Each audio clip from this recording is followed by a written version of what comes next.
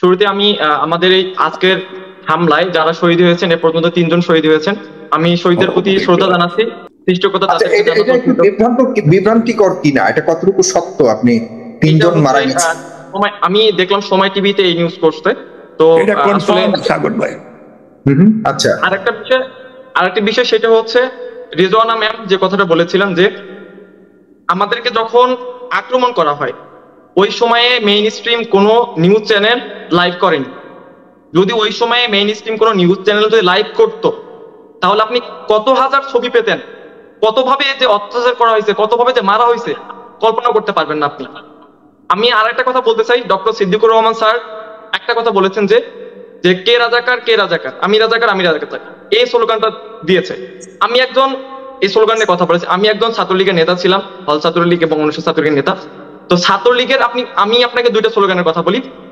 Slogan হচ্ছে রক্তের বন্যায় ভেসে যাবে অন্যায়, একটা একটা শিবির ধর ধৈর্য ধৈর্য জবাই কর। আচ্ছা, এই কথাগুলোর মিনিং কি? এই কথাগুলো কি মিনিং কি এই যে রক্ত দিয়ে আপনি হচ্ছে অন্যায় শেষ করবেন? আপনি একটা একটা করে শিবির ধরে জবাই করে আপনি হচ্ছে মানে সবকিছু শেষ করে দিবেন?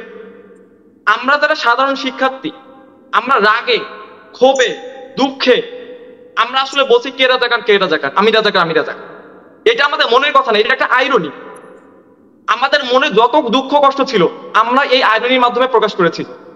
আমি মানে কল্পনাও করতে পারি না যে এইটাকে নিয়ে আমাদেরকে এরকম করা হবে। আমি গোলাম সরোয়ার মিলন স্যার আরেকটা কথা বলেছেন যে যে রাগ কিংবা বা মানে অন্য কোনো মানুষের সমস্যা প্রধানমন্ত্রী কোনো কথা বলতে পারেন না, জি হ্যাঁ বলতে পারেন না, কিন্তু তারপর তিনি এই কথাটা কিভাবে বলেন? তিনি একজন দেশের মাননীয় প্রধানমন্ত্রী, তার মুখ থেকে এরকম কথা কিভাবে আসে? আমি কল্পনা পর্যন্ত করতে পারি না। আমি আরেকটা বিষয় বলবো, আমি জানি না আমি যে কথাগুলো এখন বলতেছি আমার লাইফেও এখন রিস্কের মধ্যে। আমি সুদর্শন হলের একজন অ্যালোটেড মানে লিগ্যাল ছাত্র, আমার বৈধ সিট আছে, কিন্তু আমি আজকে সুদর্শন হলে যেতে পারিনি। আমার বন্ধুরা আমাকে বলতেছে তুমি হলে আসিও না, তুমি হলে আসলে তোমাকে মারা হবে।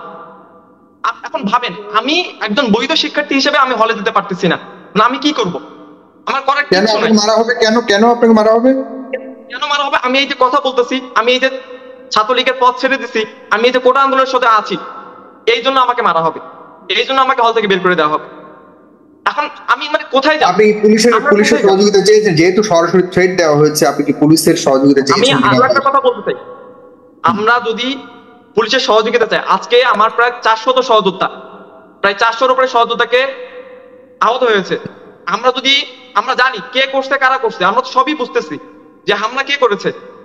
আমরা যদি পুলিশের কাছে যাই, আমি 100% ভাবে বলতে পারি যে আমরা এর বিচার পাবো না।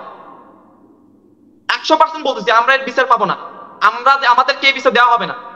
এই যে আমি আজকে হাঁটতে পারতেছি না, মেডিকেল থেকে আমাকে তাড়ানো হয়েছে, ভয়ে ভয়ে আমি চলে আসছি। আমার মতো যারা আহত ছিল, যারা চলে আসতে পারেন, তাদের কি অবস্থা একবার ভাবুন। মেডিকেলের মতো জায়গায় আমাদেরকে হামলা করা হয়েছে, সেই জায়গা থেকে আমরা কি করতে পারছি? কিছু করতে পারিনি। এই বিষয়গুলো আমরা যদি প্রশাসনের কাছে জানাই, আমি বললাম 100% নিশ্চিত বলতে পারি যে কোনো বিচার হবে না, কিছু হবে না। আমরা এতদিন ধরে কোটা আন্দোলন করতেছি, কখনো কোনো সহিংস ঘটনা ঘটেনি, কখনোই কোনো সহিংস ঘটনা ঘটেনি। আজকে কি জন্য হলো? এর দায় একদম ছাত্রলীগের। গতকাল প্রধানমন্ত্রীর যে বক্তব্য, সেই বক্তব্যের কারণে আমরা রাতে যে শোডাউন করেছিলাম, মিছিল করেছিলাম, এইটা একটা আইরনি। আমরা বলেছি যে কে রাজাকার আমি রাজাকার, এটা আমাদের ক্ষোভের বহিঃপ্রকাশ, এটা অন্য কিছু না। ধন্যবাদ। তার মানে এখন কি করতে যাচ্ছেন আপনারা এবং আপনাদের সহযাত্রী যারা রয়েছেন, তাদের অবস্থান কি? তারা ঘোষণা করেছে, একটু আগে দেখলাম ঘোষণা করেছে আগামীকাল সারা দেশেই বিক্ষোভ আন্দোলন অবরোধের। একটু বলছি যে ঘোষণাটি দেখলাম, সেটি হলো যে আগামীকাল সকল ক্যাম্পাসে বিক্ষোভ মিছিলের ঘোষণা, সর্বসাধারণকে আন্দোলনের জন্য যুক্ত হওয়ার জন্য আহ্বান করেছে। তার মানে আপনারা রয়েছেন। হ্যাঁ, আমি আগেই বলেছি আমরা আমাদের যে দাবিটা, এটা যৌক্তিক একটা দাবি। আমাদের এই যৌক্তিক দাবির জন্য আমাদেরকে আহত করা হয়েছে, আমাদের 3 জন সহযোদ্ধা মৃত্যুবরণ করেছে। আমরা কিভাবে এখান থেকে ফিরে আসবো? আমাদের যদি আরো রক্ত যায় আমরা দিব, তারপর আমাদের এই যৌক্তিক দাবির জন্য আমরা পিছু পা হটবো না। আমরা আমাদের দাবি আদায় করে ছাড়ব। দাবি যতক্ষণ না আদায় হচ্ছে আমরা রাজপথে থাকবো, লড়াই করব, সংগ্রাম করব। দর্শক, নিয়মিত নিউজ ভিডিও পেতে চ্যানেলটি সাবস্ক্রাইব করে আমাদের পাশে থাকুন এবং আপনি আপনার সঠিক মতামতটি আমাদের কমেন্ট বক্সে জানিয়ে দিতে পারেন।